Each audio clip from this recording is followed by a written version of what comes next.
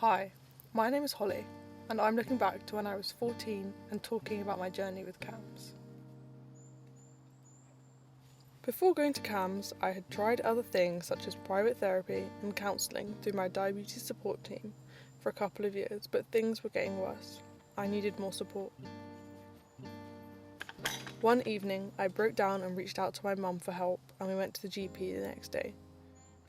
We had already been to the GP once, but decided to try again.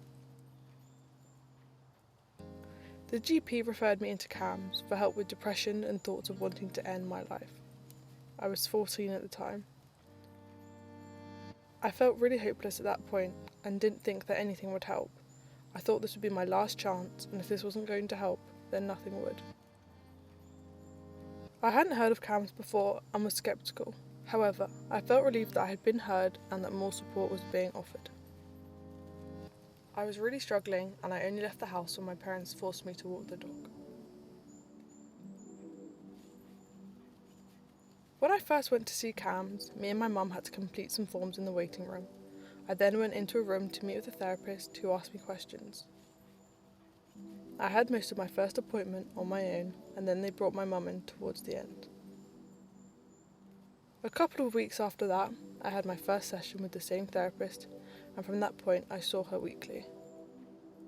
I met a psychiatrist not long after my initial assessment, and we discussed medication. She gave me leaflets to take away and read about the different medications I could try. In my next appointment, we decided I would gradually start an antidepressant and sleep medication. We decided I would attend school on a reduced timetable, as at that time I couldn't manage full-time education. My head of year and tutor also helped support me. After working with the local CAMHS team for 3 months, things reached a crisis and I ended up in hospital. I was referred to the intensive outreach team and began working with them 3 times a week. I formed strong connections with all my workers and grew to trust them. During the pandemic, we had to switch to video calls, but there was still support available. Me and my team had made the decision that I would have 6 months off school. When things started to improve, I moved back to my local team. I found it really hard moving back to my old team as I had got used to the more constant support, but looking back, I feel proud of the progress I made with this team. After working with the intensive outreach team, I went back to my local team for weekly sessions. Over the next 6 months, I worked with my therapist to gradually reduce the frequency of my appointments until I only needed sessions monthly.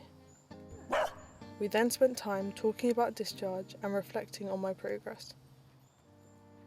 Although I felt worried about discharge and losing this support, my therapist believed in me, and looking back now, I can see it was the right decision. To celebrate our work together, we planned a nice ending session. After I stopped seeing my therapist, I continued calls with my psychiatrist to slowly come off my medication. Once I was off my medication, I was discharged and sent a discharge letter summarising my CAMHS experience.